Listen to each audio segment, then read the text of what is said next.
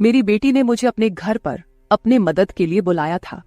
जैसे ही मैं उसके घर पहुंची, दामाद ने मेरी स्वागत सत्कार शुरू कर दिया। एक बार तो आधी रात को दामाद अचानक मेरे कमरे में आया। मेरे बगल में आकर उसने मेरी चादर के ऊपर से हाथ फेरते हुए कहा, सासू माँ, आपकी बेटी अब बहुत थकी हुई है, अब वह पुरानी लगने लगी है, अब आप ही मुझे खुश रख सकेंगी। दामाद ने मुझे सांस लेने का भी समय नहीं दिया। वह रात से लेकर सुबह के 3 बजे तक लगातार। नमस्ते दोस्तों, आज की इस कहानी में आपका स्वागत है। मेरा नाम राधिका है और आज मैं आपको अपना और अपनी बेटी की कहानी सुनाने जा रही हूँ, तो दिल को थाम कर सुनिएगा। मेरी बेटी को उसके ऑफिस के काम से घर के कामों के लिए समय नहीं मिल रहा था। एक दिन उसका मुझे फोन आया और उसने कहा, माँ, मुझे घर के कामों में आपकी बहुत जरूरत है, कुछ दिन मेरे पास आओगी क्या? बेटी की चिंता में मैं तुरंत उसके घर चली गई। मुझे देखते ही बेटी से ज्यादा दामाद खुश हो गए। वे मेरी इतनी सेवा सत्कार क्यों कर रहे थे, ये मुझे समझ नहीं आ रहा था। लेकिन दामाद अचानक से बदल गए थे। मुझे देखते ही मेरी बेटी ने मुझे गले लगाया। उसके पीछे दामाद ने भी मुझे गले लगाया। इससे पहले उन्होंने कभी मुझे इस तरह से गले नहीं लगाया था। अचानक उनमें इतना बदलाव कैसे आ गया, ये मेरी समझ में नहीं आया। जब दामाद ने मुझे गले लगाया तो मुझे बहुत शर्म महसूस हुई। मेरी बेटी सरिता ने अपने पति के इस व्यवहार पर ध्यान भी नहीं दिया।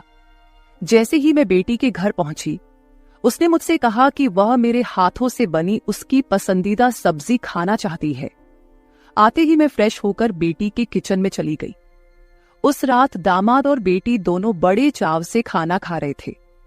खाना खत्म होते ही सरिता बोली, माँ, आज आपके हाथ का खाना खाकर बहुत अच्छा लगा। उसके कहने पर दामाद ने भी हामी भरते हुए कहा, मुझे तो ऐसा लग रहा है जैसे बहुत दिनों बाद पेट भरकर खाया हो। दामाद ने मेरी तारीफ किया तो सरिता ने अपने पति को गुस्से से देखना शुरू कर दिया। वह बोली, सुमित, मेरी माँ के सामने मेरी बुराई मत करो। तुम ऐसा बोल रहे हो जैसे मैं रोज खाना बनाती ही नहीं हूँ। क्या तुम रोज बाहर मेस में खाते हो? उन दोनों के बीच तू मैं शुरू हो गई।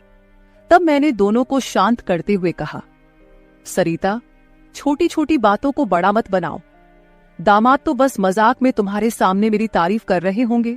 वैसे भी रोज तो मैं यहाँ नहीं रहती, तुम ही अपने पति का ख्याल रखती हो। शायद वे सिर्फ हंसी मजाक कर रहे हों। मैंने अपनी बेटी से यह कहा क्योंकि मैं दामाद को कुछ कह नहीं सकती थी। खाना खत्म होते ही सरिता हाथ धोकर अपने कमरे में चली गई। मैं डाइनिंग हॉल साफ करने लगी। मेरी मदद के लिए दामाद थे। वे बोले, सरिता को तो कोई परवाह ही नहीं है।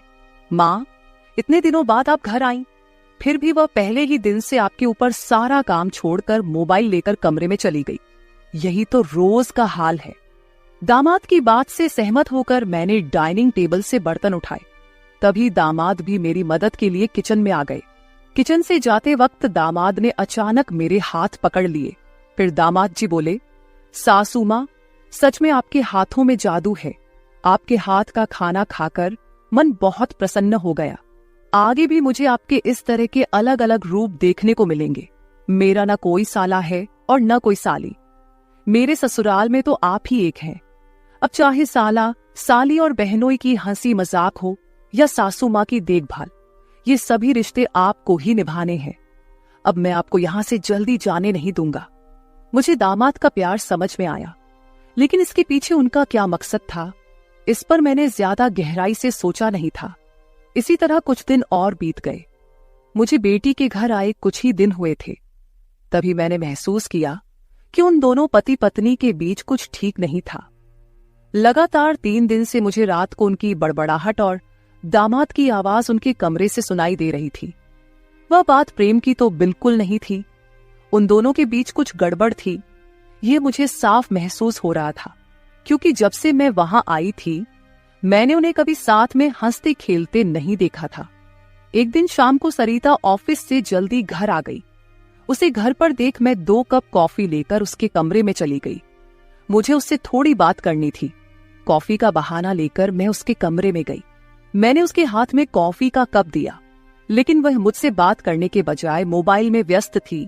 तब मैंने उसका मोबाइल खींचते हुए बोली, सरिता, क्या मुझे यहाँ बुलाने का मकसद यही है कि मैं तुझे मोबाइल खेलते हुए देखूं? मैं आई हूं और तू मुझसे 2 मिनट भी बैठकर बात नहीं कर रही। अरे 2 शब्द मां से तो बोल, और अगर तुझे बात नहीं करनी तो मुझे तुझसे बात करनी है। जैसे ही मैंने उसका मोबाइल छीन लिया, उसका ध्यान मेरी ओर हो गया। वह बोली, बोलो मां, तुम्हें मुझसे क्या इतना जरूरी बात करनी है? तब मैंने उससे कहा, सरिता, तू खुद को इतनी कूल दिखाती है, क्या सच में तू वैसी ही है? क्या सच में तुम्हारे घर का माहौल इतना कूल है? मेरी बातों पर सरिता के चेहरे पर एक सवालिया निशान उभर आया। वह बोली, मां, तुम क्या बोल रही हो? मुझे तो कुछ समझ में नहीं आ रहा। जो बोलना है सीधे बोलो। अब तुम टीचर नहीं हो और ना मैं तुम्हारी स्टूडेंट, जो तुम मुझसे इतने सख्ती से बात कर रही हो। सरिता के कंधे पर हाथ रखकर मैंने उससे कहा, अरे पिछले 3 दिनों से रात को मुझे तुम्हारे कमरे से तुम दोनों की बड़बड़ाहट सुनाई दे रही है। क्या तुम दोनों के बीच सब कुछ ठीक है? अभी तुम्हें बच्चा भी होना है। अभी से ही तुम्हारे बीच अनबन शुरू हो गई है। अभी तो तुम्हें साथ में पूरा जीवन बिताना है। ये सही तरीका नहीं है। मेरी बातों का जवाब देते हुए सरिता बोली, मां, मुझसे कहने के बजाय समीर से कहो, क्योंकि हमेशा वही झगड़ा शुरू करता है। उस दिन भी देखा ना, कैसे वह खाने की टेबल पर मुझे कुछ भी बोल रहा था। फिर वह बोली, मां, अब तुम ही बताओ, मैं ऑफिस में भी थक जाती हूं। ऊपर से घंटों ट्रैफिक में फंसकर घर आना पड़ता है। अब 3 दिन से तुम घर आई हो तो मुझे थोड़ी राहत मिली है, नहीं तो रोटियां बेलते वक्त भी मेरी आंख लग जाती थी। अब इतनी थकान के बाद भी मैं समीर को कैसे समय दूं? समीर तो कुछ समझने को तैयार ही नहीं है। और वैसे भी तुम्हें यहां बुलाने का आइडिया उसी का था। वह कह रहा था कि सासू मां के आने से तुम्हें भी थोड़ा आराम मिलेगा। तुम यहां आई हो तो उसकी खाने की शिकायतें भी थोड़ी कम हो गई हैं। नहीं तो हर बात में ये ऐसा और वो वैसा ही चलता रहता था। तुम्हें बुलाने से पहले वह कह रहा था कि जब मेरी सासू मां आएंगी तो मैं उनसे सारी ख्वाहिशें पूरी करवाऊंगा।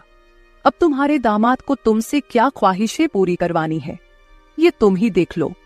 उसकी शिकायतों से तो मुझे थोड़ी राहत मिल गई है। सरिता की बातें सुनकर मुझे लगा कि सच में उसे काम से समय नहीं मिल पाता होगा, इसलिए समीर को खाने पीने की परेशानी हो रही होगी, और शायद इसलिए उन्होंने मुझे कुछ दिनों के लिए बुला लिया होगा। लेकिन दामाद को मुझसे और भी ख्वाहिशें पूरी करवानी थीं, इसका मुझे कोई अंदाजा नहीं था। सरिता की बातें सुनकर मुझे लगा कि उनके बीच सामान्य झगड़े हैं जो वे खुद सुलझा लेंगे। इसीलिए आगे मैंने सरिता को और नहीं समझाया। जैसे ही मैं उसके कमरे से बाहर निकली, मुझे दामाद की गाड़ी का आवाज सुनाई दिया। उस दिन समीर भी जल्दी घर आ गए थे। उन्हें घर में देखकर मैंने कहा, आज आप जल्दी आ गए, चलो अच्छा हुआ। आज तुम दोनों बाहर जाकर डिनर कर लो, घर में संभाल लूंगी। उन्हें थोड़ा बाहर घूमने फिरने का मौका मिलेगा, इसलिए मैंने उन्हें डिनर के लिए बाहर जाने को कहा। लेकिन दामाद ने कहा, सासू मां, होटल जाने की जरूरत नहीं है। आज मेरे बॉस का 50वां जन्मदिन है। बॉस ने जन्मदिन के मौके पर एक 5 स्टार होटल में पार्टी रखी है और हमें खास तौर पर उस पार्टी में बुलाया गया है। समीर की बात सुनकर मैंने कहा, अरे वाह, तो फिर तुम दोनों जल्दी से अच्छे से तैयार हो जाओ और साथ में पार्टी में जाओ। तब दामाद जी बोले, सासू मां, हम दोनों अकेले नहीं जाएंगे। बॉस ने पूरे परिवार को बुलाया है और आप भी हमारे परिवार हैं, इसलिए आप भी हमारे साथ चलो। तब सरिता भी मुझसे जिद करने लगी। उसने कहा, मां, घर पर तुम अकेले बैठी क्या करोगी? तुम भी हमारे साथ चलो, तुम्हें भी अच्छा लगेगा। एक तो जब से तुम यहाँ आई हो, मैं तुम्हें कहीं बाहर घुमाने भी नहीं ले जा पाई। मैं छुट्टी लूंगी तो लूंगी, पर अभी तो तुम हमारे साथ बाहर चलो, कम से कम तुम्हारा भी मन थोड़ा हल्का हो जाएगा। उन दोनों का इतना जोर बढ़ गया कि मुझे भी उनके साथ जाने के लिए तैयार होना पड़ा। मैं हमेशा कहीं भी जाती थी तो अपने साथ 1-2 पार्टी वियर कपड़े रखती थी। इस बार भी मैंने पिंक रंग की नेट वाली साड़ी साथ रखी थी। मैंने वही साड़ी पहनकर अच्छे से तैयार होकर कमरे से बाहर आई। जैसे ही मैं बाहर आई, दामाद मुझे लगातार देखने लगे। वो मुझे ऊपर से नीचे तक नजर फेरने लगे। उन्होंने कहा, आज आपको सासू माँ कहने में मुझे शर्म आ रही है, क्योंकि आप किसी भी तरह से उम्रदराज नहीं लग रही हैं। आज तो आप किसी हीरोइन से कम नहीं लग रही हैं। दामाद की बातों पर मुस्कुराते हुए मैं बाहर गाड़ी के पास चली गई। कुछ देर बाद घर को लॉक करके बेटी और दामाद भी बाहर आ गए। दामाद मेरी तारीफ कर रहे थे, लेकिन सरिता का ध्यान उस पर नहीं था। लेकिन जैसे ही पार्टी में गए और दामाद के बॉस हमारे पास आए, उन्होंने मुझे देखकर समीर से कहा, समीर, तुम्हारी साली तो बहुत ही सुंदर है। इस पर समीर कुछ बोलते उससे पहले ही सरिता बोली, बॉस, ये समीर की साली नहीं है, ये तो माँ है, ये समीर की सास है। हमारे रिश्ते को सुनकर बॉस चौंक गए। उन्होंने कहा, आपकी खूबसूरती और जवानी को देखकर ऐसा बिल्कुल नहीं लगा कि आप सासू माँ हो सकती हैं। बॉस ने अपनी गलती स्वीकारते हुए मुझसे माफी मांगी और वहां से चले गए। बॉस के जाते ही दामाद मेरी तारीफ करने लगे। उन्होंने कहा, सच में सासू माँ, आज तो आप सरिता से भी ज्यादा खूबसूरत लग रही हैं। सच में पत्नी तो ऐसी होनी चाहिए। ऐसा कहकर दामाद ने मेरे हाथ पर ताली मारी और हंसने लगे। लेकिन उनकी इस मजाक पर सरिता गुस्से से मेरी ओर देखने लगी। अब मुझे धीरे धीरे दामाद की नजरों का एहसास होने लगा था। कुछ देर बाद हम घर जाने के लिए निकल पड़े। घर पहुंचते ही सरिता और मैं एक साथ गाड़ी से उतरे।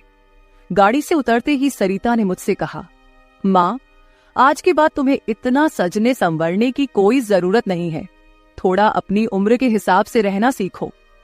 गुस्से में तीखे शब्द बोलते हुए सरिता पैर पटकती हुई घर के अंदर चली गई। मुझे उसका गुस्सा कुछ समझ नहीं आया। असल में मुझे तो किसी भी बात पर गुस्सा आने का सवाल ही नहीं था। फिर भी सरिता मुझसे नाराज होकर पैर पटकते हुए घर के अंदर चली गई थी। नादान लड़की सोचकर मैंने उसकी बातों को नजरअंदाज किया और घर में जाकर अपने कमरे में चली गई। कुछ देर बाद फ्रेश होकर मैंने रात में सोने के लिए नाइट गाउन पहन लिया। रोज की तरह सोने से पहले मैंने अपने हाथ पैरों पर बॉडी लोशन लगाया। तभी अचानक दरवाजे पर दस्तक हुई। दरवाजे पर दामाद थे। हमारी नजरें मिलते ही दामाद ने कहा, सासू माँ, अंदर आ सकता हूं। ये घर उनका ही था, फिर भी वो कमरे में आने के लिए मुझसे अनुमति ले रहे थे। मैंने कहा, ये घर तो आपका ही है, मेरी अनुमति लेने की क्या जरूरत, आप यहां कभी भी आ जा सकते हो। फिर हंसते हुए दामाद कमरे के अंदर आ गए। उन्होंने मेरी ओर देखकर कहा, सासू माँ, सच में आज आप बहुत सुंदर लग रही थी। वैसे तो मैं आपको कभी यह कॉम्प्लीमेंट देना चाहता था कि आप आज भी जवान और खूबसूरत दिखती हैं। कभी कभी सच में आपको सासू माँ कहने में मुझे शर्म महसूस होती है। कभी कभी तो आपको नाम से बुलाने की इच्छा होती है। सच में आप सरिता की बहन जैसी लगती हैं। बाहर कुछ समय पहले सरिता ने जो गुस्से में आपको कहा, वह सब मैंने सुना। उसकी बातों पर ध्यान मत दीजिए। और हाँ, एक जरूरी बात यह है कि सरिता की बातों को दिल पर लेकर आप अपना रहन सहन बिल्कुल मत बदलिए। आप जैसी हैं बहुत अच्छी हैं। दामाद के मुंह से अपनी तारीफ सुनकर मेरे मन में लड्डू फूटने लगे। अगर 45 साल की किसी महिला की तुलना 21 साल की जवान लड़की से की जा रही हो, तो जाहिर है वह महिला खुश होगी ही। उस समय मेरे साथ भी वैसा ही हुआ था। दामाद की प्रशंसा पर मैं शर्मा गई थी। उस दिन के बाद दामाद की हदें बढ़ने लगी। 4 दिन बाद मुझे अपनी बेटी के कमरे से उनकी बहस की आवाजें सुनाई दी। मैं अपने कमरे से बाहर झांकते हुए वह सब सुन रही थी। तभी दामाद कमरे से बाहर आते दिखे। दामाद को बाहर आते देख मैं जल्दी से अपने कमरे में चली गई। मैं कमरे की लाइट बंद करने ही वाली थी कि समीर मेरे कमरे में आ गया। वो काफी गुस्से में लग रहा था। मैंने उसे एक गिलास पानी दिया और पूछा, सब ठीक तो है ना? इस पर दामाद बोले, सासू माँ, आपकी बेटी और आप में कितना फर्क है। शादी के बाद पति से कैसा व्यवहार करना चाहिए, उसे कैसे खुश रखना चाहिए, आपने सरिता को कुछ भी नहीं सिखाया। जब भी मैं उसके पास जाता हूं, वह मुझसे एक ही बात कहती है कि मैं बहुत थक गई हूं। आपकी बेटी अब पूरी तरह बूढ़ी दिखने लगी है। उसके सामने आप जवान लगती हैं। कहां आपकी जवानी और कहां सरिता की समय से पहले आई बुढ़ापा। मैंने शांत रहकर समीर की सारी बातें चुपचाप सुनी। उनकी बातें खत्म होते ही मैंने उसे समझाते कहा, दामाद जी, आप गुस्सा मत कीजिए। सरिता अपने ऑफिस के काम में पूरी तरह थक जाती है, इसलिए वह थोड़ी परेशान हो गई है। कुछ दिन आप दोनों बाहर घूमने चले जाइए, सब कुछ ठीक हो जाएगा। काम की भाग दौड़ में खुद के लिए भी समय निकालना जरूरी है। इस पर दामाद बोले, मैं तो सब कुछ करने के लिए तैयार हूँ, लेकिन आपकी बेटी को ऑफिस से छुट्टी लेने की इच्छा होगी, तभी मैं भी उसके साथ कहीं जा सकूंगा। मैंने फिर से दामाद को समझाया और उनके हाथ में पानी का गिलास दिया। दामाद से बात करते हुए अनजाने में मेरा हाथ उनके पैर पर रख दिया गया। अचानक दामाद ने अपने पैर पर रखा मेरा हाथ अपने हाथ से पकड़ा और मेरे हाथ से गिलास को एक ओर रखते हुए दूसरे हाथ से मेरे चेहरे से बाल हटाकर बोले, सासू माँ, आप सच में बहुत सुंदर हैं। आपको देखकर तो सरिता को देखने की इच्छा ही नहीं होती। कहाँ आपके चेहरे का तेज और कहाँ सरिता की झुर्रियां। दामाद मेरे सामने मेरी बेटी की बुराई कर रहे थे। मैंने उन्हें कहा, आप मेरी सुंदरता की तारीफ कर रहे हैं, इसके लिए धन्यवाद, लेकिन जिस लड़की के बारे में आप बुरा भला कह रहे हैं वह मेरी बेटी है, ये मत भूलिए। दामाद बोले, सासू माँ, मैं कुछ गलत नहीं कह रहा हूं, जो सच है वही कह रहा हूं। अब सरिता बूढ़ी दिखने लगी है तो क्या करूं? आपके सामने वह सच में फीकी पड़ती है। आपकी सुंदरता बेहद मनमोहक है। बोलते बोलते दामाद की नजर मुझ पर टिकने लगी थी। तब मैंने उनसे कहा, अब काफी रात हो गई है, आपको जाकर सो जाना चाहिए, नहीं तो सरिता यहाँ आ गई तो वह और नाराज हो जाएगी। मैंने दामाद को जैसे तैसे अपने कमरे से बाहर किया, नहीं तो वह रात भर मेरे कमरे में ही बैठे रहते। खैर, जो भी हो, लेकिन समीर ने मेरी जो प्रशंसा की वह मुझे बहुत पसंद आई। अगले दिन शाम को जब दामाद ऑफिस से घर आए तो उन्होंने कहा, सासू माँ, कल मुझे 2 टिफिन पैक कर दीजिए, और वो भी भरकर। जब से आप मेरा टिफिन बना रही हैं, ऑफिस में मेरी क्रेडिट कुछ ज्यादा ही बढ़ गई है। मेरे दोस्त रोज मेरे टिफिन की तारीफ करते रहते हैं, और आज तो मेरे बॉस ने भी मेरी तारीफ की। सबको लगा कि मेरी पत्नी ने इतना अच्छा खाना बनाया है, लेकिन मैंने सबका भ्रम दूर कर दिया और उन्हें बताया कि यह जादू मेरी पत्नी के हाथों में नहीं, बल्कि मेरी सासू माँ के हाथों में है। कल मेरे बॉस ने आपसे टिफिन मांगा है, और हाँ, टिफिन के साथ आप भी अच्छे से तैयार रहिएगा, क्योंकि बॉस ने आपको भी मिलने के लिए बुलाया है। मेरे दोस्तों को भी आपसे मिलने की इच्छा है। दामाद मेरी तारीफों के पुल बांध रहे थे, तभी सरिता वहीं बैठी थी। बातें करके समीर डाइनिंग हॉल से बाहर चले गए। मैं भी किचन में रात का खाना बनाने जाने लगी। तभी सरिता ने कहा, माँ, तुम्हें अपने दामाद के सामने ज्यादा कूल बनने की कोशिश नहीं करनी चाहिए। मैंने तुम्हें उसी दिन समझाया था कि तुम्हें अपनी उम्र के हिसाब से रहना चाहिए। अब ना तुम नौकरी करती हो, ना पापा है, तो तुम्हें इन सब नखरों की क्या जरूरत है? कल तुम समीर के ऑफिस जा ही रही हो, तो एकदम साधारण और सादगी से जाओ। मुझे तुम्हारा यह टाप टिप रहना बिल्कुल अच्छा नहीं लगता। मेरी अपनी बेटी मुझ पर हुक्म चलाने लगी थी।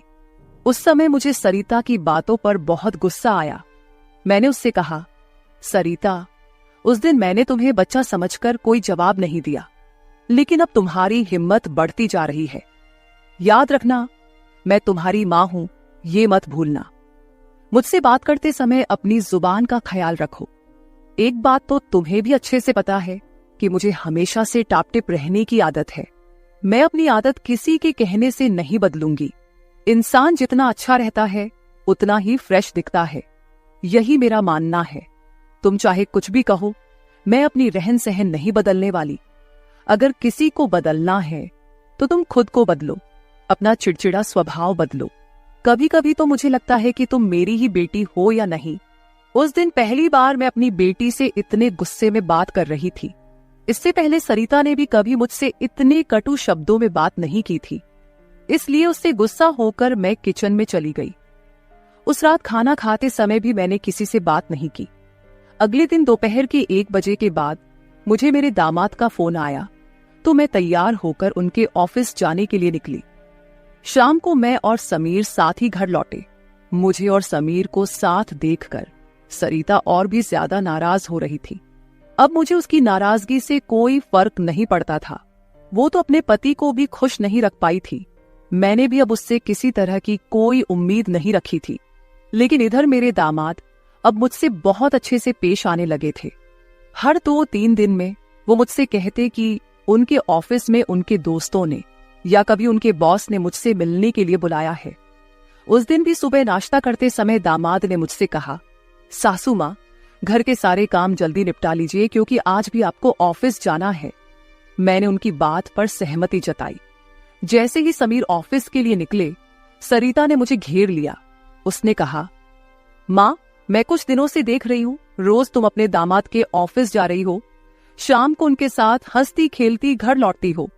अब भी तुम दोनों में सास दामाद का रिश्ता बरकरार है या फिर सीमाएं पार हो गई हैं? उस समय सरिता कुछ ज्यादा ही बोल गई थी। मैंने उस पर जोर से चिल्लाई, फिर भी उसे कोई फर्क नहीं पड़ा। उसने कहा, मुझ पर चिल्लाने की बजाय एक बार यह सोचो कि तुम्हारा और तुम्हारे दामाद का रिश्ता किस मोड़ पर जा रहा है। अगर मेरी बात समझ में नहीं आई तो तुम यहां से जा सकती हो। उसकी बातें सुनकर मेरी आंखों से आंसू बहने लगे। मेरे आंसुओं की परवाह किए बिना सरिता ऑफिस चली गई। उसके बाद 5 घंटे बीत गए, लेकिन मैं अपने कमरे में बैठी आंसू बहाती रही। समीर के लगातार फोन आ रहे थे, लेकिन मैंने फोन उठाने से इनकार कर दिया। 5 घंटे बाद मैंने खुद को संभाला और अपना बैग पैक करने लगी। जैसे ही मैं सरिता के घर से निकलने लगी, दरवाजा खोलते ही मैंने देखा कि बाहर मेरा दामाद गाड़ी पार्क कर रहा था। मुझे अचानक जाता देख उन्होंने मेरा हाथ पकड़ा और सीधे घर के अंदर ले आए। कमरे में पहुंचते ही समीर ने मेरा बैग खाली कर दिया। वह बोले, सासू मां, ये क्या हो रहा है? आप बिना कुछ कहे यहां से क्यों जा रही हैं? मैंने उन्हें सरिता की बात कुछ नहीं बताई। मैंने कहा, मेरे कारण शायद आपके रिश्ते में दूरियां आ रही हैं। अब मुझे भी यहां आए काफी दिन हो गए हैं। मैं अपनी बेटी का घर नहीं तोड़ना चाहती।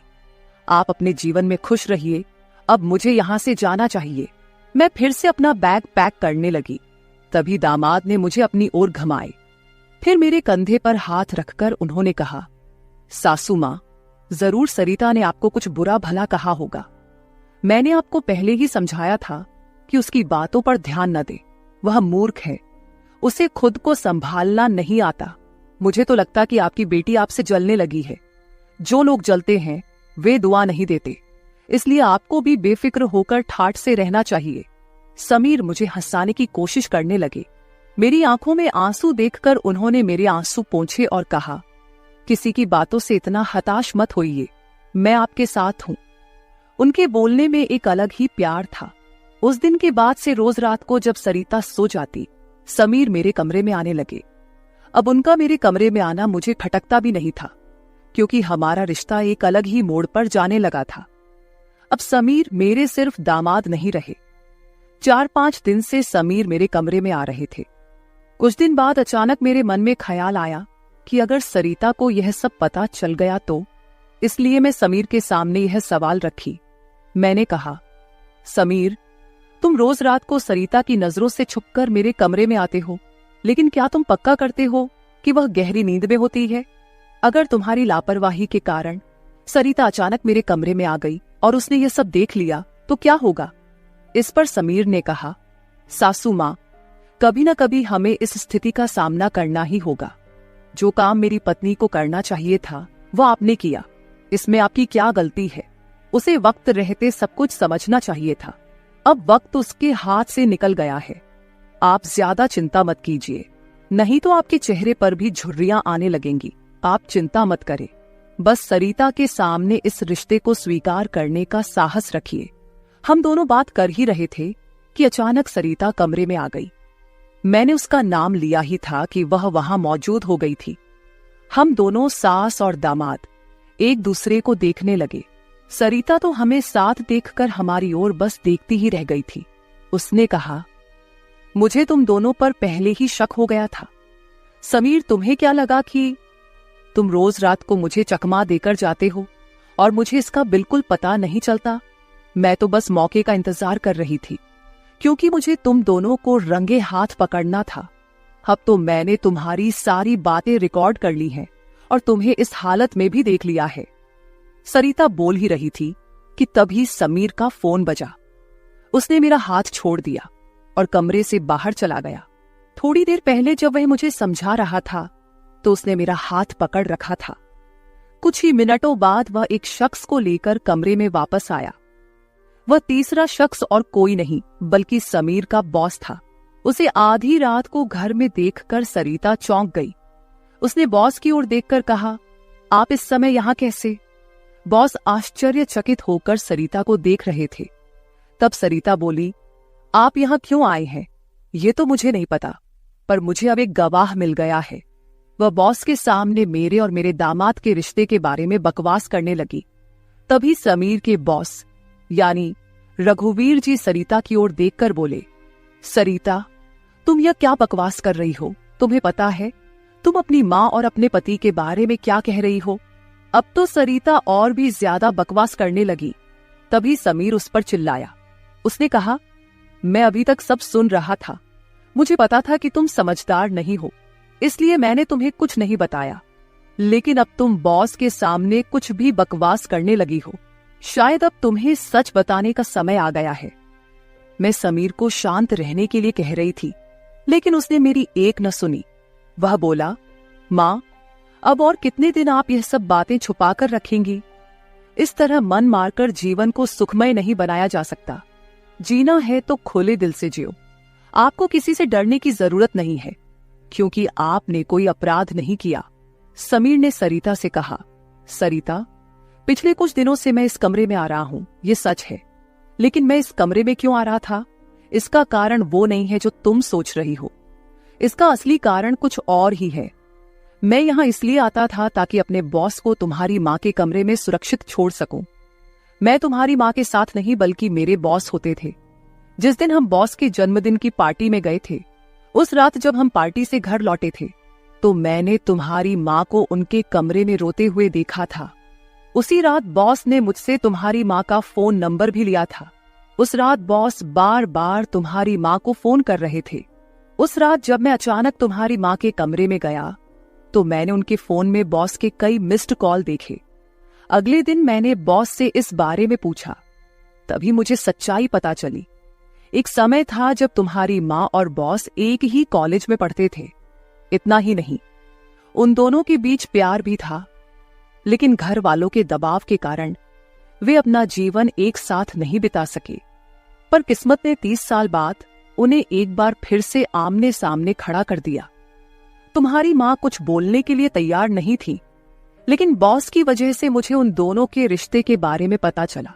तब से मैंने जानबूझकर कभी दोस्तों का बहाना बनाया तो कभी बॉस का, ताकि तुम्हारी माँ और बॉस को एक दूसरे से मिलवा सकूं। धीरे धीरे मैंने तुम्हारी माँ के चेहरे पर खुशी देखनी शुरू की। वह भी अपना पुराना रिश्ता जीने लगी, लेकिन तुमने इसे गलत समझा और माँ पर गलत आरोप लगाए। तुम्हारे आरोपों के बाद तुम्हारी माँ ने घर से बाहर निकलना बंद कर दिया। तब से मैंने इस प्रेमी जोड़े की मुलाकात अपने घर में ही करानी शुरू कर दी। तुम्हारी माँ जानती थी कि तुम इस उम्र में उनके और बॉस के रिश्ते को स्वीकार नहीं करोगी, इसलिए उन्होंने कभी तुमसे खुलकर बात नहीं की। लेकिन अब मुझे लगता है कि उन्हें अपनी जिंदगी का फैसला खुद करने देना चाहिए। सरिता बोली, समीर, तुम मेरी माँ को उनके प्रेम से मिलने के लिए इतना प्रयास कर रहे थे। तुम दामाद होकर भी कोई आपत्ति नहीं कर रहे थे और मेरी माँ को एक बार फिर से जीने का मौका दे रहे थे। मैं आगे बढ़ी और सरिता से आंसू भरी आंखों के साथ बोली, मुझे माफ कर दे बेटी, मुझे इस उम्र में यह सब नहीं करना चाहिए था। मुझे रघुवीर से फिर से नहीं मिलना चाहिए था। लेकिन तू चिंता मत कर, सुबह होते ही मैं यहां से चली जाऊंगी। मैं रघुवीर से कभी नहीं मिलूंगी। इस उम्र में मुझे यह बातें तुम्हारे मुंह से सुनने से पहले ही मैं यहां से चली जाती हूं। मेरी आंखों में आंसू देखकर सरिता बोली, मां, मुझे माफ कर दो। मैंने तुम्हें समझा ही नहीं, ना मैंने कभी तुम्हारे अकेलेपन को महसूस किया। अब वो समय तो बीत गया, पर अगर तुम मेरे लिए जी सकती हो तो फिर मैं तुम्हारी खुशी में क्यों नहीं शामिल हो सकती। तुम्हारे समय में दादा ने तुम्हारी शादी नहीं होने दी होगी, लेकिन अब मैं उनके नक्शे कदम पर नहीं चलूंगी। मैं तुम्हें और बॉस को आपके आगे के जीवन के लिए ढेर सारी शुभकामनाएं देती हूं। बॉस मुझे मेरे पिता के रूप में स्वीकार है। बेटी की सहमति सुनकर मेरी आंखों में आंसू भर आए। रघुवीर भी मेरी तरह ही अपने जीवन में अकेले थे। अगले 3 दिनों के भीतर मेरी और रघुवीर की रजिस्टर्ड मैरिज मेरी बेटी और दामाद की मौजूदगी में हो गई। शायद ये पहली बार हुआ होगा कि एक बेटी ने अपनी मां की विदाई की थी। मेरी विदाई के समय मैंने सरिता को एक सीख दी। मैंने उससे कहा, सरिता, पैसा सब कुछ नहीं होता, इसीलिए हमेशा पैसे के पीछे भागना छोड़कर कभी अपने परिवार पर भी ध्यान देना चाहिए। कर्तव्यों से भागकर ना तो जीवन पूरा होता है, ना ही खुशियां मिलती हैं। अब समय आ गया है कि तुम अपनी जिम्मेदारियों पर ध्यान दो। सरिता ने मुझसे वादा किया कि आगे से वो अपने घर की जिम्मेदारियों को निभाने में पीछे नहीं हटेगी। मेरी विदाई होते ही सरिता ने पूरे 20 दिनों की छुट्टी ली। शादी के 2 साल बाद मेरी बेटी और दामाद एक बार फिर हनीमून पर गए। तो दोस्तों, शादी और प्यार की कोई उम्र नहीं होती। जहां दिल मिलते हैं वहीं रिश्ते भी अपने आप बन जाते हैं। बस जरूरत होती है एक दूसरे को समझने की। तो मेरे प्यारे दोस्तों, यह थी हमारी आज की छोटी सी कहानी। आपको ये कहानी कैसी लगी कमेंट करके जरूर बताएं। अगर आप ऐसी ही और भी इंटरेस्टिंग और रोमांटिक कहानियां सुनना चाहते हो तो चैनल को सब्सक्राइब जरूर कर ले और बेल आइकॉन ऑन कर ले, ताकि आपको मेरी आने वाली नई वीडियो की सूचना तुरंत मिल सके। कल मिलेंगे एक और नई कहानी के साथ। धन्यवाद।